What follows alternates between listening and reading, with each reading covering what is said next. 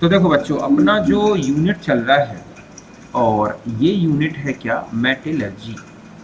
आज हम इसमें जो टॉपिक्स डिस्कस करेंगे उनमें फर्स्ट होगा हाइड्रोमेटलर्जी, और इसके बाद हम आएंगे मेथड्स ऑफ प्यूरिफिकेशन और रिफाइनिंग ऑफ मेटल्स। ओके, तो स्टार्ट करते हैं, और फर्स्ट हम लेंगे हाइड्रोमेटलर्जी।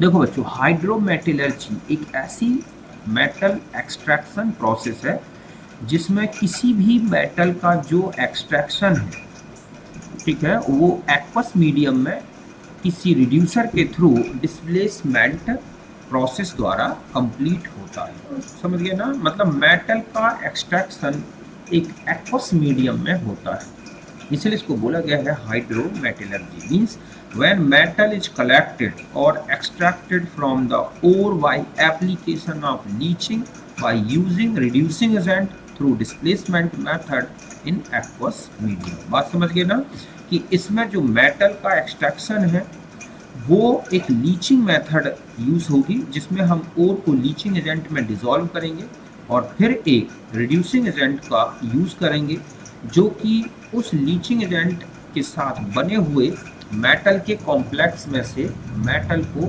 डिस्प्लेस कर देता है। और ये पूरी प्रोसेस किस में चलती है, एक्वस मीडियम में, तो इसी को बोला गया है हाइड्रोमेटलर्जी। जैसे इसमें सबसे इम्पॉर्टेंट एग्जांपल है मैक आर्थर फॉरेस्ट मेथड, या इसी को बोलते हैं साइनाइड प्रोसेस। समझ गए ना, मैक आर्थर फॉरेस्ट मेथड और साइनाइड प्रोसेस। इसमें जो एक्सट्रैक्शन किया जाता है मेनली वो है सिल्वर गोल्ड।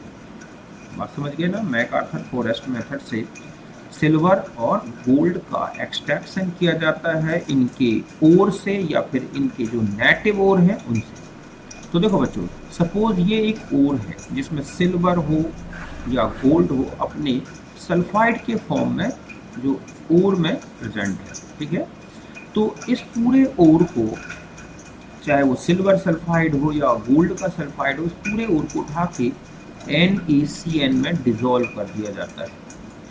ये एक प्रकार का लीचिंग एजेंट होता है, समझ गए ना, NaCN। इसका वर्क होता है जो गोल्ड है या सिल्वर है इससे रिएक्शन करके और उसका एक वाटर सॉल्यूबल कॉम्प्लेक्स बना। तो यहाँ पर लिया गया गोल्ड या सिल्वर का ओर और इसे NaCN में डिसॉल्व किया एक्वस मीडियम में, और वाटर और ऑक्सीजन जो है पास की जाती है। तो ऐसा करने से जितना भी ओर में गोल्ड या सिल्वर है ये एक कॉम्प्लेक्स बनाता है NaAuCN का होल ट्वाइस या NaAgCN का होल ट्वाइस। ये वाटर सॉल्यूबल कॉम्प्लेक्स है, और इस तरह से ये जो सॉल्यूबल कॉम्प्लेक्स है इसको हटा लिया जाता है, मतलब फिल्टर कर लेंगे तो जो हमारे पास फिल्टरेट मिलेगा उसमें ये कॉम्प्लेक्स आ जाता है। अब यहाँ पर जो जिंक है, ठीक है, ये एक रिड्यूसर की तरह यूज होता है क्योंकि इसका इलेक्ट्रोड पोटेंशियल ज़्यादा निगेटिव है। तो जैसे ही जिंक को इस कॉम्प्लेक्स में मिलाया जाएगा तो ये एक डिस्प्लेसमेंट रिएक्शन है। गोल्ड का डिस्प्लेसमेंट जिंक से होगा, ठीक है, या फिर अगर हम यहाँ Ag भी है कॉम्प्लेक्स में तो वो भी डिस्प्लेसमेंट होगा उसका। और जिंक खुद तो बना लेगा एक कॉम्प्लेक्स और सॉल्युबल स्टेट में रहेगा, और इस तरह से गोल्ड या सिल्वर प्रेसिपिटेटेड होके बाहर आ जाता है, ठीक है। तो ये प्रोसेस पूरा का पूरा एक एक्वस मीडियम में हो रहा है, इसलिए हम इसे बोलते हैं हाइड्रोमेटलर्जी। तो सबसे इम्पॉर्टेंट मेथड है MacArthur forest method, cyanide process. Okay, यहाँ नेटिव ओर ले लें तो डायरेक्ट गोल्ड या सिल्वर अगर वो अपनी नेटिव स्टेट में है तो भी इसी तरह से एक कॉम्प्लेक्स बना के डिसॉल्व हो जाएंगे। बाद में जिंक है या आयरन है, इससे डिस्प्लेसमेंट करके हम गोल्ड या सिल्वर को यहाँ से क्या करते हैं, डिस्प्लेस करके और इन्हें प्योर स्टेट में ले आया जाता है। ठीक इसी तरह से कॉपर की भी मेटलर्जी जो है, कॉपर फ्रॉम लो ग्रेड ओर और स्क्रैप्स जो कि, ठीक है, इसको भी हाइड्रोमेटलर्जी से ही एक्सट्रैक्टेड किया जाता है। तो इस तरह से कॉपर का कोई भी, ठीक है, जो है ओर ले लिया जाए या उसका कोई कॉपर का कोई सोर्स ले लिया जाए तो उसे H2SO4 में डिसॉल्व कर दिया जाता है। यहाँ पर H2SO4 एक लीचिंग एजेंट की तरह वर्क करता है और उसमें जितना कॉपर है उसको कॉपर सल्फेट में बना के और इसको एक सॉल्युबल सॉल्ट बना लेता है। ठीक है, अब ये कॉपर सल्फेट में जैसे ही हाइड्रोजन पास की जाती है तो कॉपर रिड्यूस होके क्या होगा, बाहर आ जाता है।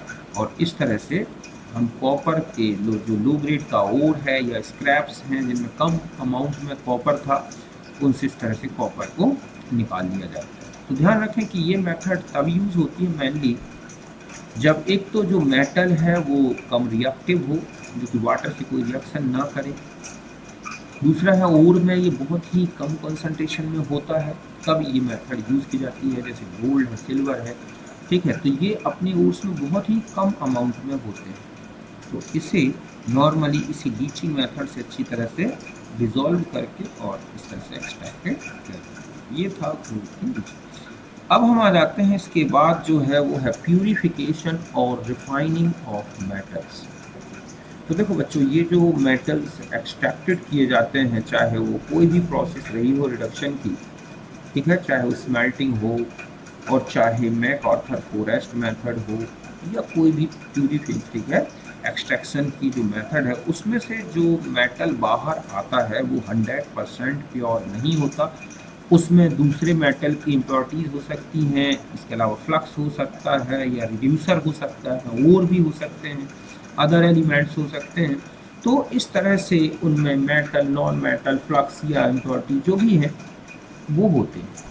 तो मेटल इम्प्योर होता है। अब इस इम्प्योर मेटल को कंप्लीट प्योर करना मीन्स बिल्कुल 100% तक लाना, उसमें से एक एक इम्प्योरिटीज़ को हटाना, यही क्या कहलाता है, प्यूरिफिकेशन और रिफाइनिंग। ये जो मेथड्स यूज़ होती हैं मेटल्स के रिफाइनिंग में या प्यूरिफिकेशन में, वो डिपेंड करती हैं कि इम्प्योरिटीज़ कैसी है या मेटल कैसा है, उसका नेचर क्या है, उसी हिसाब से अलग अलग मेथड्स यूज़ होती हैं। एक ही मेथड से सबको प्यूरिफाई नहीं किया जा सकता। तो जो इम्पॉर्टेंट मेथड्स हैं प्यूरिफिकेशन की, उन्हीं को हम डिस्कस करेंगे। जैसे फर्स्ट है लिक्विएशन। तो देखो बच्चों, लिक्विएशन जो मेथड है ये तब यूज़ की जाती है जब मेटल के जो मेल्टिंग पॉइंट है वो उसकी इम्प्योरिटी से काफ़ी कम होते हैं।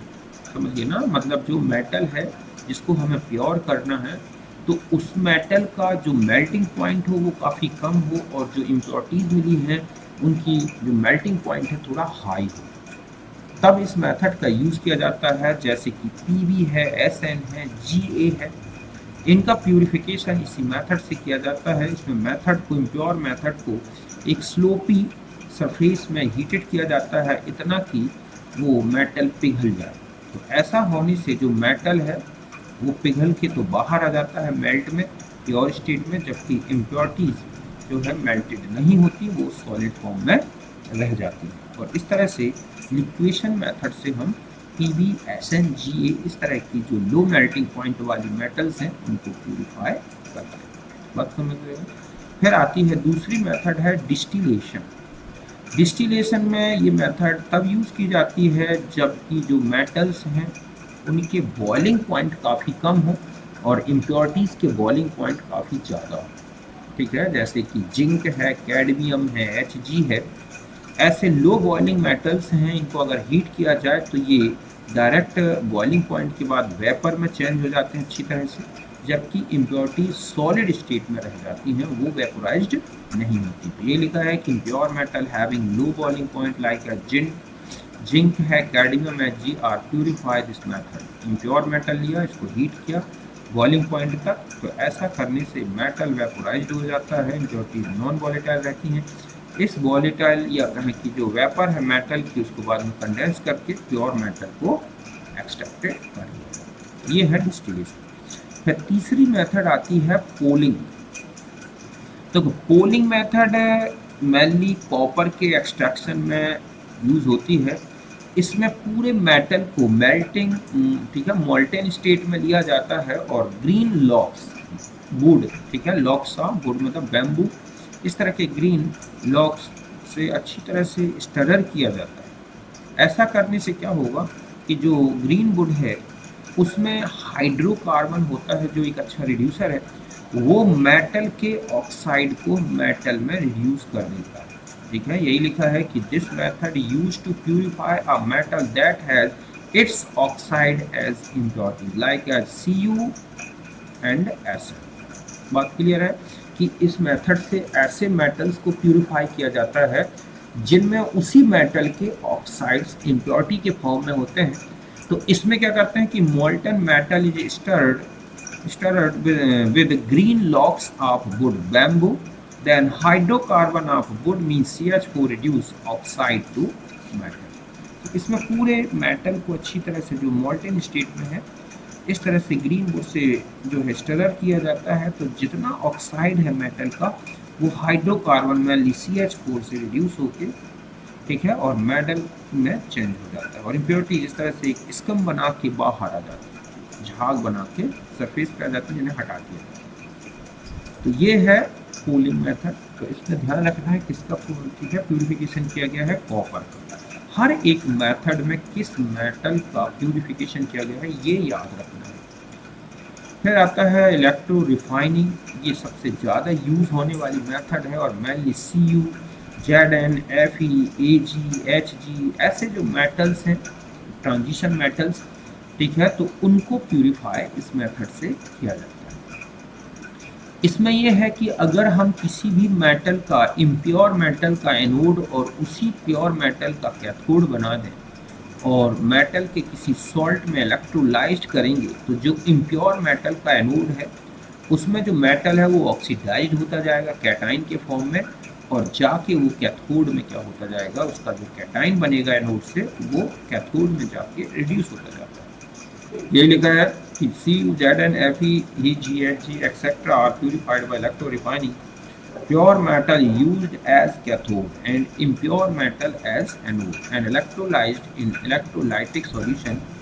Impurities are collected under anode as a anode mud, समझ गए ना, and pure metal जो है collected and pure metal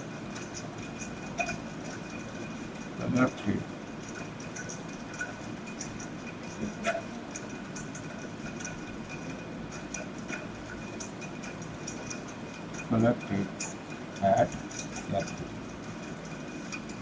समझ गए बच्चों कि इसमें जो इम्प्योर मेटल है उसका तो बनाया एनोड और उसी का प्योर मेटल का बना दिया जाता है कैथोड। और सॉल्ट जो लिया जाता है इलेक्ट्रोलिसिस में, इलेक्ट्रोलाइट, ठीक है, इलेक्ट्रोलाइट जो लिया जाता है इसी मेटल का कोई सॉल्ट होता है। एक्वस मीडियम में जब हम इसकी इलेक्ट्रो रिफाइनिंग करते हैं तो जो एनोड है वो ऑक्सीडाइज्ड होगा और जो एनोड का मेटल आयन है वो कैटाइन के फॉर्म में सॉल्यूशन में जाएगा और सॉल्यूशन से फिर वो कैथोड में जाके रिड्यूस होता जाता है। इस तरह से धीरे धीरे एनोड जो है डिजॉल्व होता जाएगा, उसका वेट कम होता जाएगा और कैथोड में प्योर मेटल कलेक्ट होता जाएगा और उसका जो मास है कैथोड का वो बढ़ता जाएगा। और जो इम्प्योरिटीज़ होती हैं वो एनोड के नीचे इकट्ठी होती जाती हैं, जिनमें जिसको बोला जाता है एनोड मड, ठीक है। इस एनोड मड में कुछ precious metals like as AgAuPt present होती हैं। इसके अलावा कुछ मेटल जैसे Sb, SeTe ये सब डिजॉल्व हो जाती हैं उस इलेक्ट्रोलाइट और मेटल जो है प्योर फॉर्म में हमें कैथोड में मिल जाती है। सबसे बड़ा सोर्स जो कॉपर का है, गोल्ड का है, वो कॉपर की मेटलर्जी में जो एनोड मड निकलता है उससे गोल्ड को एक्सट्रैक्टेड किया जाता है। ओके, तो ये है इलेक्ट्रो रिफाइनिंग, ये है एनोड कॉपर। सपोज हम कॉपर की प्यूरिफिकेशन करा रहे हैं तो कॉपर का ये तो हो गया इम्प्योर कॉपर का एनोड जो ऑक्सीडाइज हुआ Ca2+ में, और कैथोड में यही कॉपर 2+ आयन जाके क्या हो जाता है, रिड्यूस हो जाता है और इस तरह से कैथोड में प्योर कॉपर कलेक्टेड होता जाता है। कुल मिला के ये प्रोसेस चलती है इलेक्ट्रो रिफाइनिंग में। फिर नेक्स्ट आता है वेपर फेस रिफाइनिंग। तो देखो बच्चों, वेपर फेस रिफाइनिंग मतलब इसमें metal converted into volatile compound which is strong heating give pure metal. मतलब इसमें क्या किया जाता है कि जो इम्प्योर मेटल है उसको किसी ऐसे केमिकल के साथ या कुछ एलिमेंट या कंपाउंड के साथ ट्रीटेड किया जाता है कि जो मेटल है वो एक वॉलेटाइल कंपाउंड बनाता है जो अनस्टेबल होता है, और उस वॉलेटाइल कंपाउंड को कलेक्ट करके दोबारा जब हीट करते हैं तो हमें प्योर मेटल मिल जाता है। और जो वॉलेटाइल कंपाउंड बनाने के लिए जो केमिकल यूज किया गया था वो वेपर बन के बाहर हट जाता है। जैसे वैन आर्केल मेथड, ये है used for purification of titanium, zirconium etcetera. तो जैसे इसमें क्या किया जाता है कि जो इम्प्योर है, जैसे टाइटेनियम है या जर्कोनियम इम्प्योर है, तो इनको, ठीक है, आयोडीन के साथ ट्रीट किया जाता है पहले। जैसे टाइटेनियम को 5 to 3 केल्विन में, जर्कोनियम को 870 केल्विन में। ऐसा करने से एक वोलेटाइल कंपाउंड बनता है टाइटेनियम टेट्रा आयोडाइड या जर्कोनियम टेट्रा आयोडाइड। ये दोनों क्या है, वोलेटाइल कंपाउंड है, ठीक है। अब इन वोलेटाइल कंपाउंड को क्या कर लिया जाता है, जो वेपर है इनकी इकट्ठी की जाती है और फिर दोबारा और हाई टेम्परेचर में हीटेड कर देते हैं। तो जैसे आयोडीन अभी टाइटेनियम के साथ जुड़ गया था, बाद में वो ऑक्सीडाइज होकर बाहर निकल गया और इस तरह से हमें प्योर मेटल मिल जाता है। तो ये है वान आर्केल मेथड, सबसे इम्पॉर्टेंट है, ये पूछी गई है। तो टाइटेनियम और जर्कोनियम का प्यूरिफिकेशन इस मेथड से किया जाता है। नेक्स्ट होती है मॉन्स प्रोसेस। मॉन्स प्रोसेस में जो इम्प्योर मेटल है उसको कार्बोनाइल जो ग्रुप होता है या गैस है, कार्बन मोनोऑक्साइड, उसके साथ ट्रीट करते हैं। तो इस तरह से एक वोलेटाइल कंपाउंड बनता है टेट्रा कार्बोनाइल निकेल, ठीक है। यहाँ पर निकेल का ऑक्सीडेशन स्टेट 0 होता है और फिर इससे आगे 470 केल्विन पे जैसे ही हीट किया जाएगा इसकी वेपर को इकट्ठा करके, तो निकेल अलग हो जाता है और कार्बन मोनोऑक्साइड बाहर फट जाता है गैसियस फॉर्म में। तो इस तरह से मेटल का प्यूरिफिकेशन होता है जॉन, ठीक है, वन आर्केल मेथड और मॉन्ड प्रोसेस। इनके नाम और इनमें जिन मेटल्स का प्यूरिफिकेशन किया गया है उनको अच्छी तरह से याद रखना है। फिर आता है जोन रिफाइनिंग। तो देखो बच्चों, ये मेथड इस कंसेप्ट पर बेस्ड है कि जो इम्प्योरिटीज होती हैं, ठीक है, are more soluble in liquid metal than solid metal.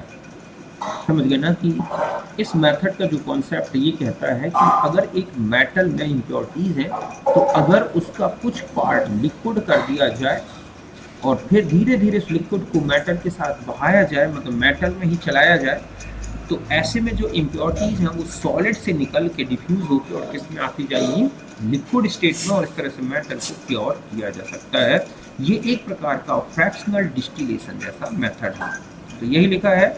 और इस मेथड का यूज ऐसे मेटल्स के प्यूरिफिकेशन में किया जाता है जिन्हें अल्ट्रा प्योर स्टेट में लाना है। मीन्स सेमी कंडक्शन में जो मेटल्स यूज होते हैं जिनको बिल्कुल अल्ट्रा प्योर रखना होता है, जैसे जर्मेनियम है, सिलिकॉन है, बोरॉन है, गैलियम है, इंडियम है, ऐसे मेटल्स का प्यूरिफिकेशन जॉन रिफाइनिंग मेथड से किया जाता है, क्योंकि ये मेथड ऐसी है जिसमें मेटल को 100% प्योर किया जा सकता है। तो यही लिखा है कि this method is very use for producing semiconductors and other metals of very high purity, means ultra purity, germanium, silicon, boron, gallium, indium. Basic principle of this method, ये लिखा है कि impurities are more soluble in liquid state of metal than solid metal, means fractional distillation. इस method में क्या करते हैं, एक इस तरह से रॉड बना ली जाती है, ठीक है, मेटल की, और उसमें एक सर्कुलर जो हीटर है, ठीक है, इस हीटर को चलाया जाता है।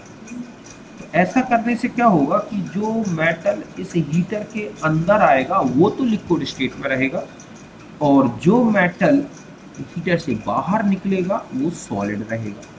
तो हीटर को एक टर्मिनल से दूसरे टर्मिनल में बहुत धीरे धीरे चलाया जाता है, मतलब इस टर्मिनल पर पहले हीटर को रख दिया गया तो ये टर्मिनल लिक्विड स्टेट में आ गया, फिर धीरे धीरे हीटर को खिसकाया जाएगा और मेटल जैसे हीटर से बाहर आएगा ठंडा होते ही सॉलिड हो जाएगा। तो जो इम्प्योरिटीज हैं वो इस लिक्विड मेटल के साथ ही एक टर्मिनल से दूसरे टर्मिनल की तरफ चलती जाती हैं, और ऐसा इस प्रोसेस को कई बार रिपीट कर दिया जाए तो मैक्सिमम जो इम्प्योरिटीज़ हैं या 100% जो इम्प्योरिटीज़ हैं वो एक टर्मिनल में जाके कलेक्ट हो जाती हैं, बाद में उस टर्मिनल को काट के हटा दिया जाता है और एक अल्ट्रा प्योर मेटल मिल जाता है।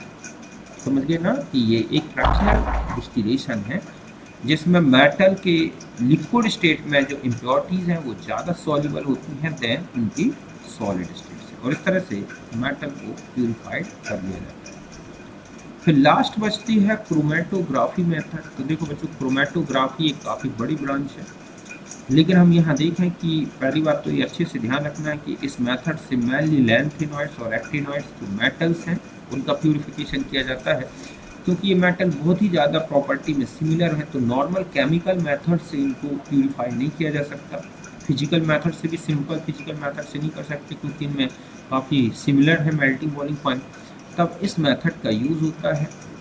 ये जो मेथड होती है, इसमें जब हम मेटल या उसके किसी सॉल्ट को, ठीक है, एक सॉल्वेंट या एक मोबाइल फेस के थ्रू एक स्टेशनरी फेस में जब हम क्या करते हैं, बहाया जाता है, तो इस तरह से एक जो ये है, अब सपोज स्टेशनरी, ठीक है, स्टेट या फेस, और इसमें हम मेटल के जो कॉम्प्लेक्स हैं या उसके जो सॉल्ट्स हैं उसको इसमें एक मोबाइल फेस के थ्रू बहाया जाएगा। तो जो कॉम्प्लेक्स अलग अलग हैं या जो मेटल्स के आयंस हैं वो अलग अलग जगह पर क्या हो जाएंगे, एडजॉर्ब हो जाते हैं, और इस तरह बेल्ट्स को अलग अलग करके, जो बैंड्स हैं इनको अलग अलग करके और मेटल को प्योर स्टेट में निकाल दिया जाता है। Lanthanoid actinoids are purified by this method based on differential adsorption of component of metal or compound on the solid adsorbent. Column chromatography mainly used for this method. कि column chromatography होती है जिसमें stationery face एक solid phase से बनाई जाती है, और उसमें मेटल या उसके सॉल्ट का एक एक्वस सॉल्यूशन लिया जाता है, और फिर इसमें जो स्टेशनरी स्टेट है उसमें बहाया जाता है। ऐसा करने से ये कितने भी फिजिकली सेम हो, केमिकली सेम हो, लेकिन मास में तो अलग अलग होंगे, और इस तरह से कंपोनेंट अपने मास के अनुसार अलग अलग जगह पर एडजॉर्ब हो जाते हैं और मेटल जो है प्योर स्टेट में मिल जाता है। ये है क्रोमेटोग्राफिक मेथड। तो एक तो इनके मेथड के नेम, उनमें जो मेथड प्यूरिफाइड किए गए हैं उनके नेम अच्छे से याद रखने हैं, यही प्यूरिफिकेशन की मेथड है। तो कुल मिला के मेटलर्जी कंप्लीट हो गया अपना, ठीक है। अब हम जो स्टार्ट करेंगे उसमें डिस्कस करेंगे हम पी ब्लॉक, ठीक है। पहले 12th का जो मैटर है पी ब्लॉक का उसको डिस्कस करेंगे, ओके, एंड सेकंड।